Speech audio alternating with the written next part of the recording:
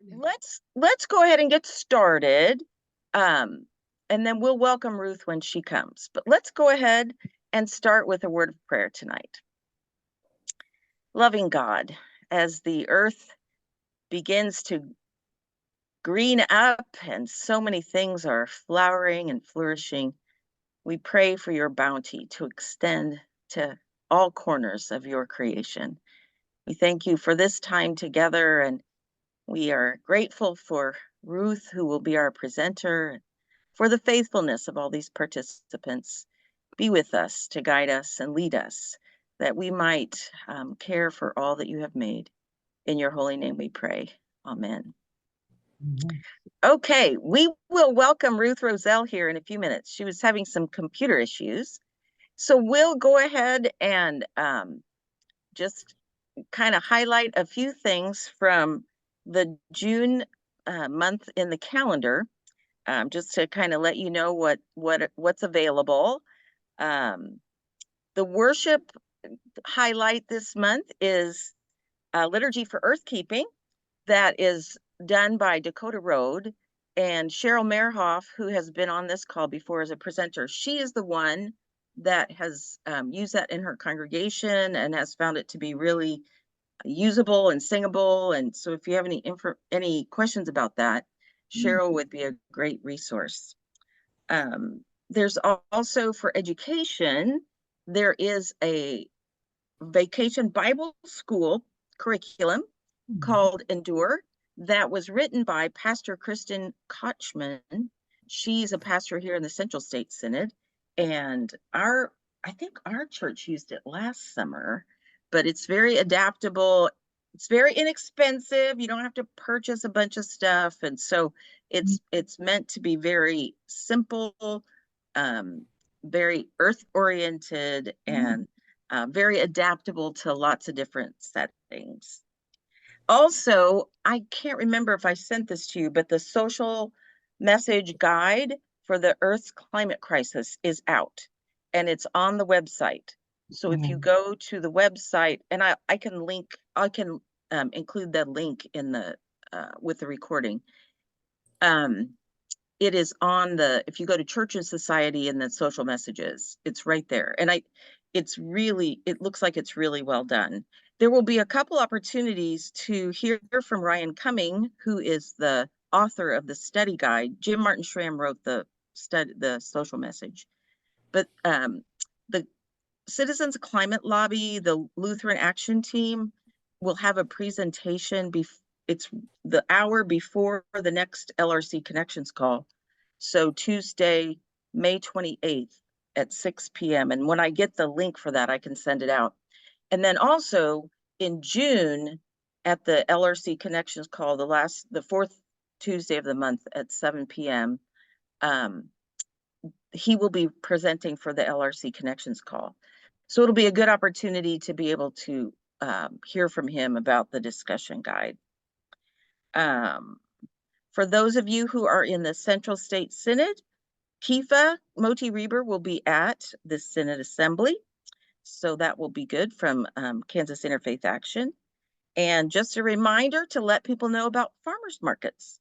That's a good way to help people eat local and avoid all that transportation cost and support their local farmers. And now we're going to welcome, perfect timing, Ruth. We kind of went through a couple other things. So I am delighted to introduce to you Ruth Rosell. She is the director of the Buttry Center for Peace and Nonviolence at Central Seminary here in the Kansas City area. The mission of the Buttry Center is to theologically engage, educate, and connect people of faith for seeking justice, nurturing peace, and caring for creation. I've gotten to know Ruth since I moved to Kansas City. She's a very active volunteer in many places, including KIFA and also the Climate and Energy Project. She writes blogs, she puts on programs. She is like an amazing, amazing person who is incredibly committed to reducing greenhouse gas emissions. And so I have asked her to come and talk to us about Electrifying Everything. And so we're really grateful. She's going to talk a little bit about how we can do that in our congregations and also how we can do it in our homes. So Ruth, I'm going to turn it over to you, and you're muted right now.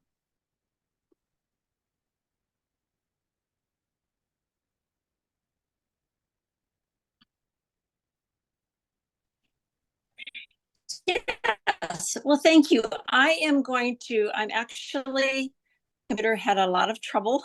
Did get it restarted here.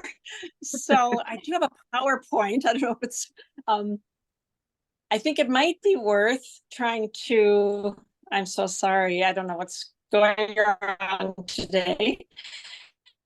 It could be the weather, it could be anything. Yeah. Let me find Zoom here. Zoom to see if I can join you that way, and then I will. Of course, restarting my computer meant I lost all my stuff. Oh, we have to start over. So okay. Hang on a second. Well, as you get ready, yeah. I have an electrifying everything story to tell. So we had a gas lawnmower, and I have been wanting to get a battery operated one to reduce our greenhouse gas emissions, and also just because I think the electric ones are so much better.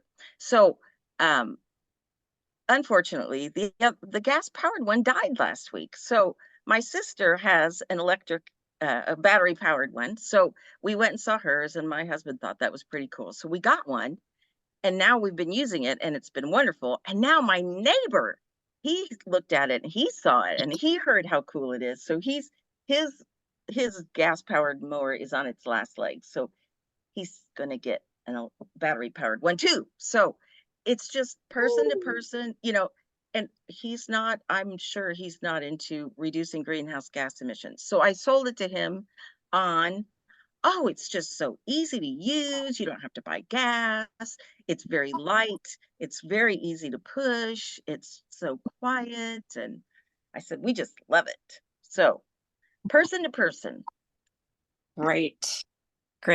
That's a great story. Because I think that is actually how it works, and that's what we can use here. Now, let me sign in. I'm so sorry. Let me sign in again. Okay. And can you, Noni? Yes. Make sure that I can use my PowerPoint once I get in there. Yes, I talked to Tim Anderson at the Synod office. They set these up, and he said you shouldn't have any problem. If you do, okay, I'll text him, but you shouldn't have any problem. Okay. I'll see if I can get in here. And Ruth, I'm going to just tell you who else is here on the call tonight. Yeah. Lisa Province is from Overland Park Lutheran, where I go to church, and she's here. Susan Meyer is from out east, and we are so delighted. She works on our Earth Charter project that's been a cooperative project with 4 synods. Lisa Brinskelly is down in Houston, Texas, and is a great presenter and has been very active in LRC for many years. Cindy Gross is in the St. Louis area and serves on our LRC mission table. And Cindy, remind me which church you're from. I can't remember. Bethel Lutheran. No, the other, Cindy Evanson. Oh, sorry. That's okay. Okay, I am from Faith Lutheran in Little Rock. That's right, with Dave. Yep. Yeah. So we've got an assortment of people. We have a couple other folks that are normally here, but could not be here tonight. But we are recording this, and so we can share it with the group so people can hear it, even if they're not able to be here in person. Okay. Well, I'm going to go ahead without PowerPoint, I guess. I'm so sorry about this. Okay. But do you want to send it to me and I can share it? I am having, well, maybe. Yeah, you could go from there if I can. I don't know how much time we can waste on this. I'm so sorry. I have no idea why I'm having so much trouble. My computer's having trouble connecting. So let me just go ahead and talk. Okay. Okay. It's not, I always love pictures, but anyway. So anyway, I'm so sorry for this kind of start, but I'm really happy to be here with y'all this evening. Oh, maybe I can send it. I'm getting this connection now. Maybe. Join a meeting. One thing we've learned through our work with climate justice and creation care is resilience and the ability to pivot. So we must all be good at this. So we don't sweat the small stuff, and we just know what's the most important stuff. And the most important thing is that you're here. Yeah, thank you. Well, here I am, just my voice. But, yeah, well, let me talk about it a little bit. Noni and I I've so enjoyed getting to know Noni a little bit, and her passion and excitement for working on the same things that I'm really concerned about in terms of the climate crisis and reducing greenhouse gases. And I'm so appreciative of what Lutherans Restoring Creation and the stance of the ELCA on this, and the affirmation of needing to reduce greenhouse gases 50% by 2030, and then all that means for us. So yes, so wonderful to be with you, and I wish I could do a better job on this presentation, but I will do the very best that I can. I've done a lot of research kind of on causes and solutions to the climate change. And it's very multidimensional. There's lots of solutions to think about doing, and everything we do helps. But I think it's also helpful to think, to kind of in some ways make it simple, so we can get our minds around it, to actually get to doing things that make an impact. And what I've come down to from thinking about it, since so much of the climate change is being caused by fossil fuel use, that really what we can think of is, the big picture of what needs to be done is we need to transition from clean energy. We need to electrify everything. We need to reduce our energy use, and then we need to restore nature, because the natural balance is off, and it can help us with this as well. But that's kind of a simple way to do it, but that would accomplish a great deal if we could do those things. And so tonight, as Noni asked me to focus on electrifying everything. So there's a report by the Evergreen Collaborative and Natural Resources Defense Council entitled Powering Toward 100% Clean Energy, that states clean electricity combined with electrification could ultimately cut 70 to 80% of current U.S. greenhouse gas pollution. So let me say that one more time again, since you don't have it on the screen. Clean electricity combined with electrification could ultimately cut 70 to 80% of current U.S. greenhouse gas pollution. So that's a very big chunk of what needs to happen: clean energy and electrification. I'm taking a lot of my information from Rewiring America, and Joel Rosenberg of that organization says about 40% of U.S. carbon emissions come from our homes and the vehicles that we drive. And so we as individuals and families need to be engaged in electrifying everything, as well as helping our churches and congregations to do that. So he writes this: simply switching everything in our lives to be powered by electricity from renewable energy will go a long way toward getting our emissions down and reducing the impact of climate change. So we're talking about electrifying everything, and it can have potentially a really big impact, and actually doing kind of what Noni shared already. We do it, and it makes us kind of excited to do it, I think. And then we share that, and if we get our congregations involved in that, how to do that, and encouraged to do that in our neighborhoods and our spheres of influence, it could really make a significant impact. So it's something really worth working on, I think, of high priority. So what does it mean to electrify everything? You maybe know, but let me say what I think it means. It means that we switch from using fossil fuels to power our homes, churches, and lives to using electricity instead. So it means we switch out all of our appliances, systems, and machines that we use that are powered by gas, oil, or coal, to ones that are powered by electricity. And then the next further step is to make that electricity source as clean as possible. So more specifically, and this is what we're going to talk about tonight, it means replacing our heating and air conditioning system that uses gas or another form of fossil fuel to a heat pump system that provides both heat and air conditioning. It means exchanging our gas hot water heater for an electric one, hopefully a heat pump, a hot water heater. Switching out our gas stove if we have one for an electric or an electric induction stovetop, buying an electric vehicle rather than using a gas combustion engine one, and going further if our roof is suitable and our locality allows it, to putting on solar panels on our roof or getting other forms of clean energy. So we're going to look at each one of these things in a little more detail. But before we do that, I want us to be encouraged not to get too overwhelmed when we look at the big picture of even thinking of our own home or our own church on what's involved in doing that. Because this is a process that we will engage over a number of years. What's important, I think, as individuals and families and churches is that we understand what needs to be done and then we make a plan to do it. So one by one, we can switch over our machines and our appliances, our systems to electricity. And it may involve even waiting till that machine or appliance dies or is just about dead, as Noni just mentioned, and will need to be replaced anyway. So then we'll replace it with an electric one instead.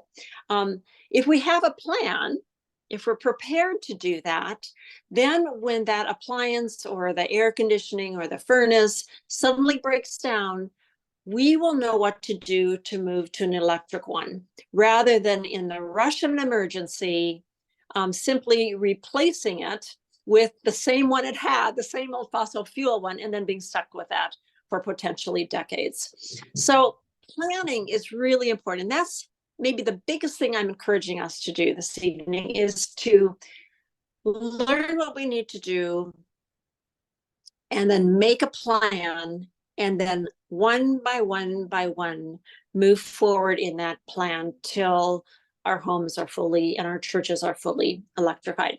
Now, each household, each church building is going to go about this differently, but it has that common goal of electrifying everything with a clean energy source. And as we update this personal infrastructure, this church infrastructure, and it'll result in lower energy use because these are very efficient, energy efficient machines, and it will lower carbon emissions, and it will probably have a bigger impact than almost anything else that we can do to try to lower emissions. Recognizing this is exactly the area that the federal government has designated a lot of money toward helping us do through the IRA, the Inflation Reduction Act. So that's the first thing. Don't get overwhelmed, make a plan, and then step by step, move forward on it. Secondly, before getting into the specific items, I want to make sure you know that Rewiring America is a nonprofit that's a great resource for us. I've drawn a lot of what I'm saying tonight from information. They have a little electric coach course, things that they have online. And there's a lot of helpful resources. There's a guide you can download called Go Electric, Rewiring America's Guide to the Inflation Reduction Act. There's Electrify Everything in your home. There's an incentive calculator, which helps you see what tax rebates and credits are available to you. There's a personal electrification planner that you can put in. You put in your income so they know if you get rebates or credits or whatever, and kind of what kind of home you have, and they'll kind of start making a plan for you that you, of course, adjust to what you want to do. But they include, you know, the credits that are available to you. So there's a lot that's available on that one website that can be helpful in this. And if we're high enough income, what we need to rely on is tax credits. If we pay taxes, I should say, that we have a high enough income to pay taxes, then there's tax credits. If we don't, then a significant portion of the IRA money is going to help those of middle and low, moderate and low income. So that's some of their things are 100%, or if it's moderate income, 50% paid. So there is that kind of help for us to do it. It doesn't cover everything, but it gives us a good start. So probably the most expensive and also impactful electrification you can do, EV may be also the other one, but one of the really big ones is switching out your heating, ventilation, and air conditioning system, your HVAC system, to a heat pump, space heating, and cooling system. For most people, this may be about 50% of their carbon footprint comes from heating and cooling their homes. So a heat pump replaces both the furnace and your air conditioning unit. It doesn't burn fuel to generate heat, but instead it captures the heat. Heat is needed, or when it needs to be cooled, it captures the heat inside the house and moves it outside. So it's kind of a similar technology to air conditioners and refrigerators, what they do in cooling, but they reverse it to also work for heating. So heat pumps are about 3 to 5 times more efficient than typical furnaces because it is moving heat rather than actually burning and generating heat. So even if your source of electricity is not fully from a clean energy source, it's so efficient in using less energy that there's fewer carbon emissions overall than if you were directly burning gas in your furnace. So there's a lot of different kinds, and I'm so sorry I don't have pictures to show you at this point, but there's a lot of different sizes and kinds of heat pumps, and the sizing is very important to get that right. And it's very different actually from traditional furnace and air conditioning systems. So you need to get a knowledgeable contractor to design a system that will meet your needs. And one that's used to heat pumps, not at least in our area, not all of them are, or not all of them are excited about them. So it's good to have one that's pretty knowledgeable about how to do that, and feels like it's it's really helpful, and they're on board with the importance of doing so. So the most common heat pumps are air source heat pumps, but there's also geothermal, or they get their temperature stabilization from the ground, or there's even water sourced. There are ducted central heat pumps that basically replace your air conditioner and furnace and use the ducts that are already there. May need to be modified a little bit, but it's not so different.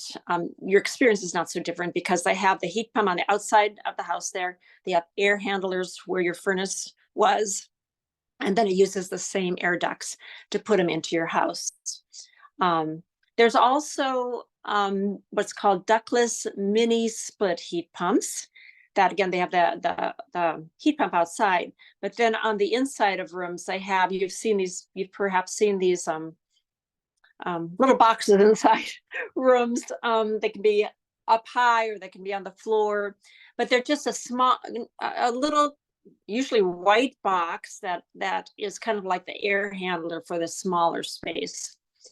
And we have done this. So we got this one that kind of uses a ducts for our main level of our house, but we had added on 3 little rooms out of, the attic and another place.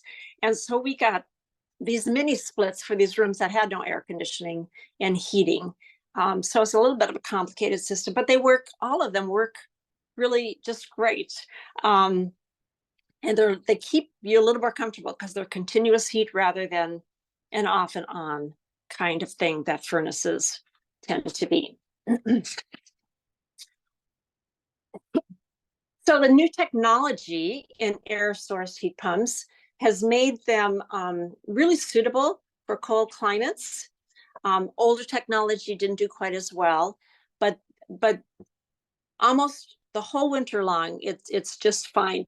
You might, if you're in a colder place, some of you are in warmer places, some of you are in colder places.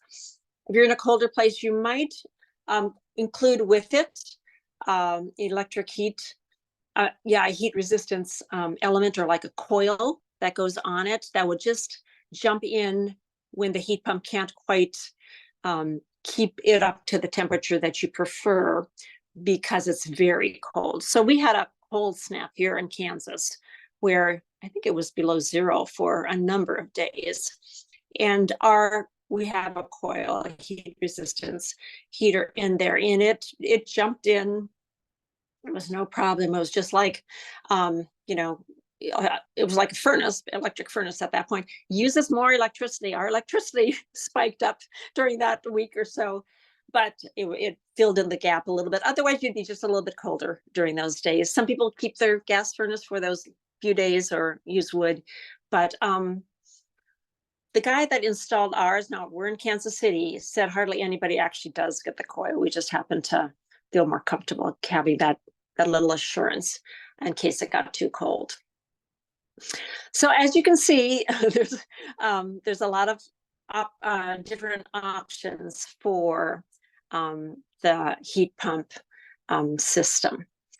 So there are something, I encourage you to really think about that, think about how old your furnace or air conditioner are, and start planning for being able to transition that over. And it does take some planning, and you can do some of that right now. So let me tell you some things that in advance I'd encourage you to do to get ready for this. And really it is the same thing for churches when you think about it that way too. It's recommended, first of all, that we get an energy audit, kind of a holistic assessment of how much our home uses or our building uses, how efficient it is, and which areas to fix up, improve.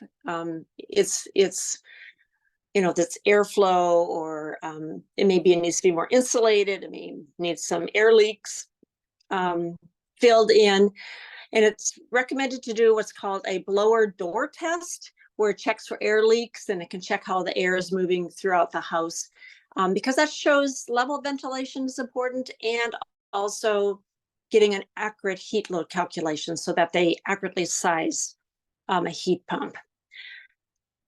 So there is a Building Performance Institute that certifies pros that you maybe could get some help knowing where to find a energy auditor, or else you can also call your utility or state agency.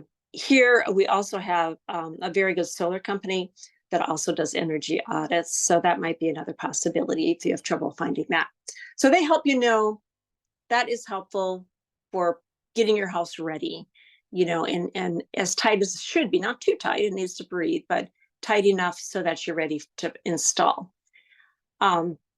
So then go ahead, add the insulation, seal the leaks, do the other kinds of weatherization products, maybe change the windows to reduce energy use, so they can get that right. Then thirdly, of course, like everything when you're buying a major thing like this, get quotes from several people for inverter driven or variable speed is the best kind of heat pumps. And by getting quotes, having them come to your house and look it over and you talk with them, you're going to get suggestions on what options work best for your home. And then the contractor will also be able to, kind of properly seize and see how much energy your house uses. And then fourthly, you're going to need to check your home's electrical service and have an electrician do upgrades if that is needed. So, excuse me, it would be good to have your whole electrification ultimate plan in mind so that you don't, keep having the electrician come up. Maybe they can come out once and do all the different things that you might need. They might need to upgrade. If you upgrade, you'll need at least 100 amp system, but if you upgrade to 200, it will certainly cover everything. You might need to get some more of those 240 volt plugs, kind of like what you use for your dryer put in for a number of things I'll mention. So anyway, those are things that all of that takes a little bit of time. You know, the energy assessment, doing whatever weatherization, getting quotes, starting to understand what needs to happen, and then upgrading the electrical system so that it's going to be ready to go when you use it. It takes some money. There's some IRA money for both the auditor, and for the electrical upgrades to help you with that. I do want to mention that there's also, for renters, 110-volt heat pumps that are like 1 unit that renters can use and work in almost any single or double hung window. And it wouldn't need an electric upgrade. That just goes into a normal plug. But there's no cold version yet. But even renters or like single rooms could use kind of like an window air conditioner, but it's a heat pump, so very much more efficient. So an important thing is finding a good contractor. And that's kind of nice also about, you know, doing it or finding other people that have done it and getting their recommendations or calling good companies like Mitsubishi or Carrier or Trane, you know, and see who might be in the area and starting to figure out what you're going to do, because when your heat goes down, you're not going to want to start this process at that point. I mean, maybe you do, but you could be in the cold for a while if you haven't had any thought ahead of time. It's going to be easy to go back to that gas for what, 20, 30 more years. So that's a really big item. Is it okay if I keep talking here? And then we'll ask questions at the end. Okay. Do you want to wait for questions at the end? Okay, there's a couple in the chat, so we can come back to those. Are they specific? Yeah, why don't I go ahead and then we'll come back and we'll do all of this. Okay. Okay, yeah. Sure. So the next thing is a little bit smaller. It is to exchange your gas hot water heater for a heat pump hot water heater. And this is much simpler. Now, it's still very significant. A lot of people use maybe 10 or 20 more % of their emissions are from the hot water. So it's a significant thing to do. And it's much more just like exchanging one for the other, much more so than the HVAC system. So similarly to as a heat pump, it uses the same kind of system of moving air rather than burning something in order to generate air. So the difference is a little bit that you will need need to make sure that there's air in the space that heat pump water heater is put in. Natural gas heaters last about 8 to 12 years, is what I'm told. So you can kind of maybe figure out how long yours is going to last and kind of plan for the next one to be a heat pump one. And it's about 3 times more efficient than a standard electric one. I had a chart here to show you the different kinds of water heater systems, and the heat pump water system is definitely the most efficient, uses the least energy, and therefore the least expensive for you as well. They say that the larger tanks are actually more efficient because it's like a storage. It stores heat for you. So getting a tank at least the same size as what you have, and then making sure that there's air, several feet of air around where that tank will be, or else you'll need to vent in air. Because again, it takes an air, pulls out the heat to heat the water. So it will need to not be in a tiny little space with no air. And many of these do require 240-volt circuit outlet, like what is in your dryer, one of those big ones, although there's some models that use a 120. Let's see. So that is another big one. There is the possibility of tankless hot water heaters. You may have heard of those, and that has it's right where the water comes out. So you'd have several within your home, and it's electric. So it saves energy and not having to heat water and put them through the pipes. Excuse me.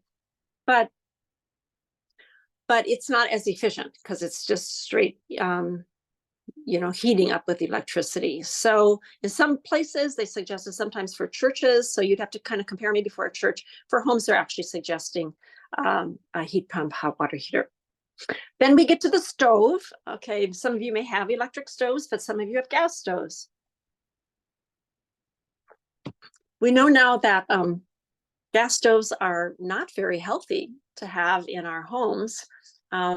If using natural gas, which sounds so good, it's natural gas, but what we're really doing is we're burning toxic explosive methane in our kitchens. And we're now hearing about how unhealthy that is. Children in homes with gas have a 42% higher chance of getting asthma. And it's not good for other respiratory conditions either. So it's going to be healthier as well as more efficient to get us another kind of stove. So there's the regular kind of electric cooktops. There's been for decades the ones with the rings, the coils. There's electric ones that really are similar, but they have like a ceramic glass or smooth top. And they're electric, which is good, but they're less energy efficient than an induction cooktop. So some of you may have this, but induction cooktops are quite different in that energy is transferred directly from the electricity to the iron that's in the cooking pan through a magnetic field. So the burner itself never actually gets hot. You can touch the burner and it's not hot. They heat very quickly and accurately. So people like them because like a gas, you can turn up and get the heat right away. The same thing is true with induction cooking versus kind of another kind of electric cooktop, which takes a while and you can't adjust it quite as easily. But you do need special pans that are attractive to magnets because it's a magnetic situation. And I'm told, I just found this out, you can check out your existing pans simply to see if a magnet sticks to them. And if you have copper or aluminum pans, they're not gonna work. But cast iron, or some types of stainless steel do. But there's also like cooking sets that are particularly for induction stoves.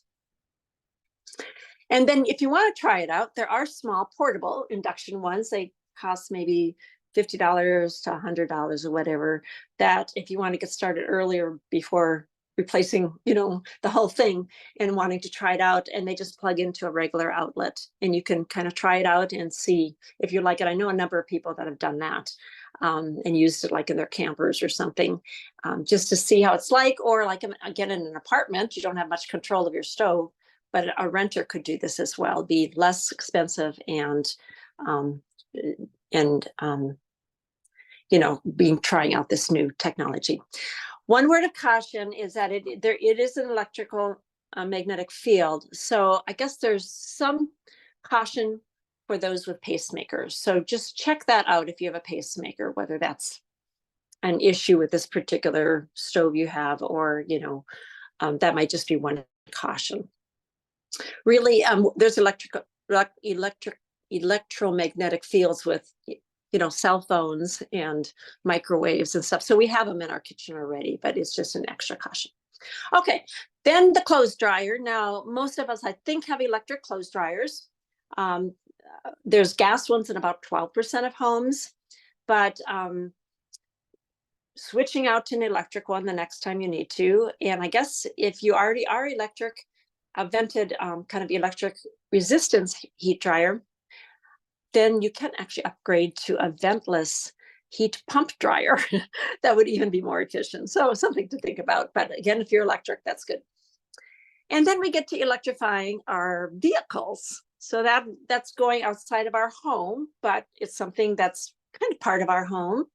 And getting an EV is one of the highest impact things that you can do. Really, about close to 50% of our energy is often used that way, our emissions. So EVs use electric motors and batteries rather than burning gas and kind of the complex internal combustion engine. And so there's fewer things there. There's fewer things to break down and fix and maintain. They're cheaper to drive, especially if you charge at home. They come out about even if you have to charge elsewhere. And they have a lower lifetime cost than gas stoves.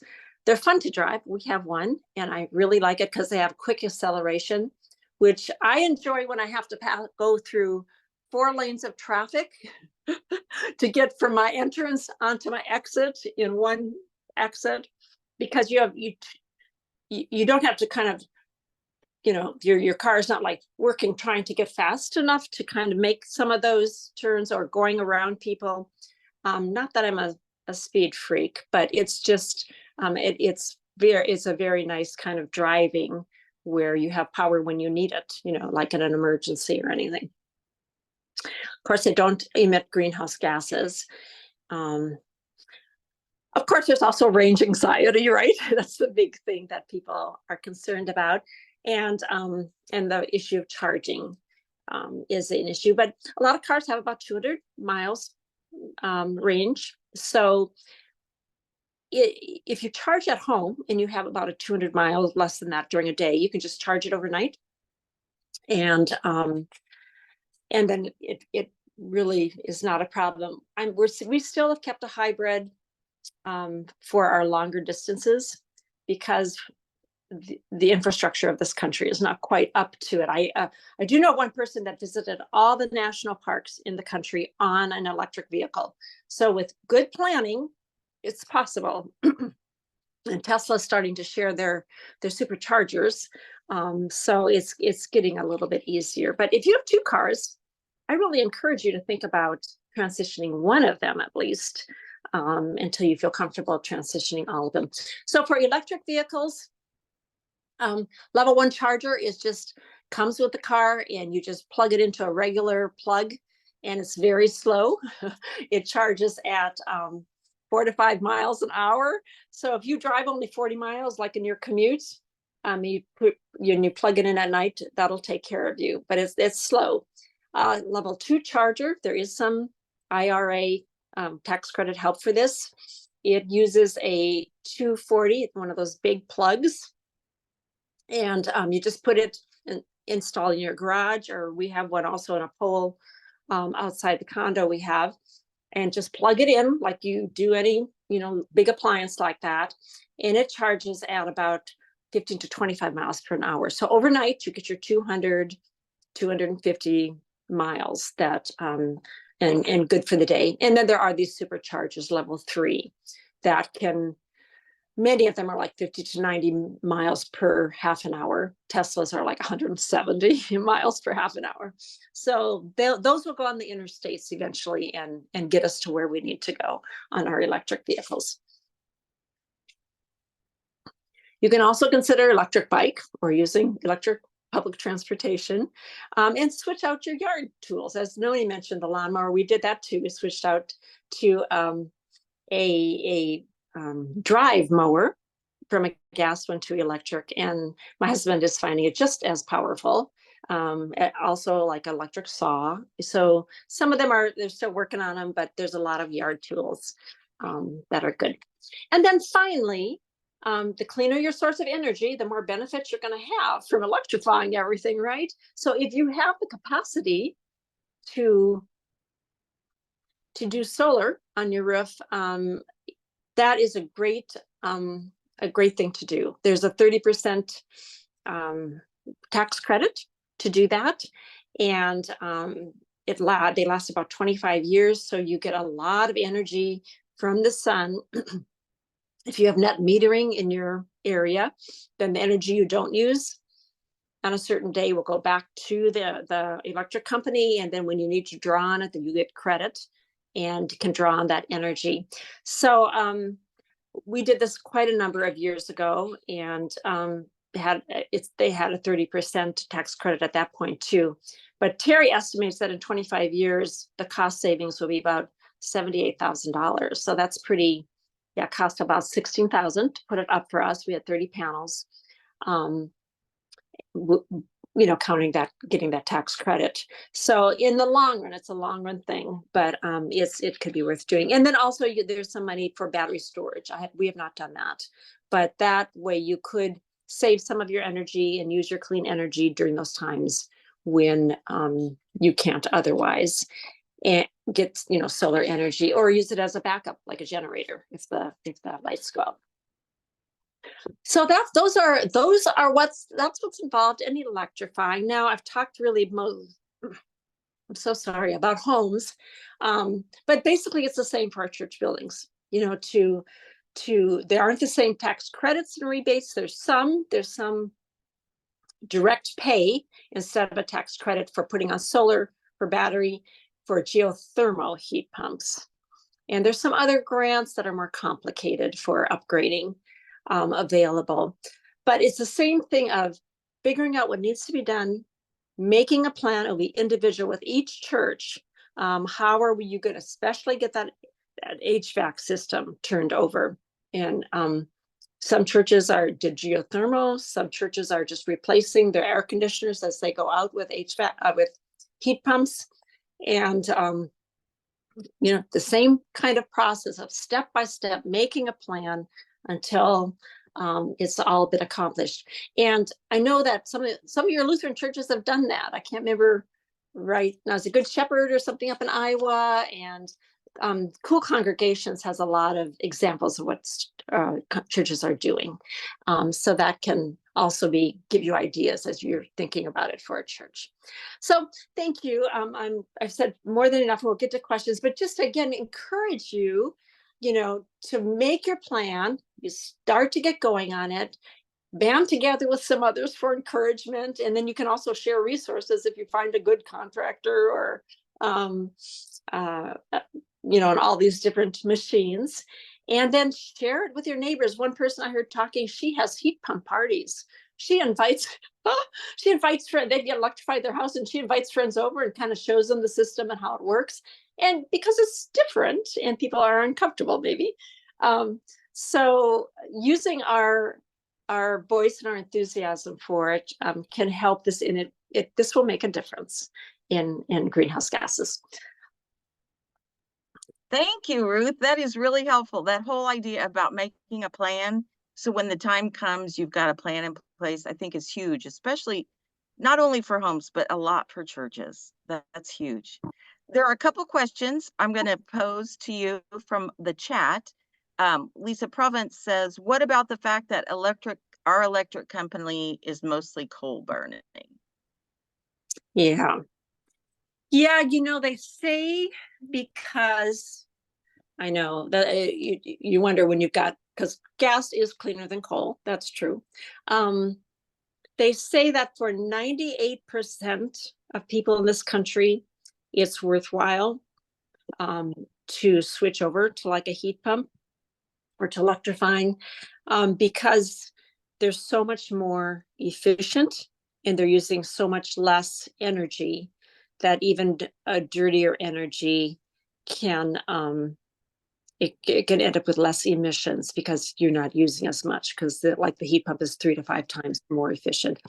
But that's a tricky one. The other thing is, if you have it all, if you're doing this little by little electrifying, when finally we get those clean power sources, then you'll be all ready to go.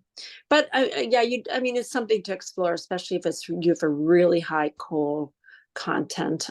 If you can do solar, there you've solved your problem. If you can put solar on the roof or be a part of community solar, or put solar in some other part of your land, it can be mounted on the ground too. Then you've got clean energy that goes right into your electric systems and appliances, and there's so much less emissions. Another question is, how does the air conditioning part work with a heat pump?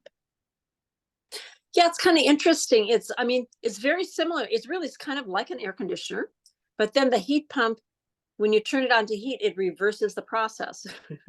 It's just like the process in reverse. So air conditioner, we think of it like, I've always thought of it as, it's got a refrigerant, right? Yeah, we think of it as cooling the house, and it does that. But what they tell me what they've told me is that actually what they're doing is they're absorbing the heat from the house and taking the heat outside. So the house is cooler. So then when it's switched on for heat, it's taking the heat from the outside and moving it in. So there are pictures with the compressors and the evaporators and all this kind of stuff. And I should have given you my my little caveat that I'm not a technical mechanical person. I'm an information giving person. So I'm not going to try to explain all of that to you, but that's basically it's moving heat around. And even in cold temperatures, heat is kind of the electrons moving, right? There's heat out there unless you're at 0, 0, 0, like no heat at all. So That's excellent. One thing I might add is if you want to send the PowerPoint, would it be helpful? I could, when we post the recording, we could also post the PowerPoint. Would that be helpful, or do you think that that would be confusing? yeah, I don't know. I'm glad to do that. I've thought here, should I just try to record this and send it to you with the pictures? I don't know if I could do that or not. That's an option too. That's an option. I'll try that when you're trying to save it for a resource later. It's too bad it worked out this way, but yeah. Okay. We gained because we're here. So, and the other thing is, we know we have resource people we can ask if we have more questions. So, yeah. But I'm glad to send the PowerPoint to you. Yeah. Okay. We're just about out of time. Are there any other questions for Ruth tonight? I actually have a question about the technology. I believe it's rather new, very new, variable heat pump that both Mitsubishi and Trane were working on. And then Mitsubishi decided to put it on hold. And so Trane is the only one. Our church is meeting about this next week. And I had asked them to hold off because why not wait until the new technology, newest, most efficient technology is available. But do you know anything about that? Yeah, I don't know what's going on that Mitsubishi put it on hold. But we use Mitsubishi because they're one of the best companies, and a variable kind of and they suggest that variable, because then it can go at all sorts of speeds and keep you really comfortable rather than going kind of 0 or 100% on, so that, and it's more efficient to do that. But I wasn't aware that a Trane is kind of the American part of Mitsubishi. I don't know. That would be about, I think they're pretty similar kinds of technologies. So I don't know if it would be related to, of course, Mitsubishi. Yeah, I don't know. I haven't heard. Would it be worth sending a question to Rewiring America? Would they be able to address that question, do you think? Oh, maybe so. Yeah, I'll check that out. Yeah, that would be a great idea. Yeah. Because the technology is changing all the time. So, yeah. Well, thank you, Ruth. Thanks for being here, and thanks for working through your technological things. We learned a lot, and I am grateful. Just to note, the recording will be posted. I will not get the email out with the posting for a couple weeks because we're going on vacation. But if you check the website, it'll be there, and I'll try to get the PowerPoint to you as well. But that may be a couple weeks too when I get back. I can send that to you. Okay. Yeah. But we're so grateful. Thank you, Ruth, and thanks for everybody for being here. We learn all the time, and we're going to get Lisa Brent-Skelly to do a presentation on financing for this too. So we just have many smart people among us. So thank you all very much. Have a good evening. Have a great vacation. Thank you. Bye-bye. Bye-bye.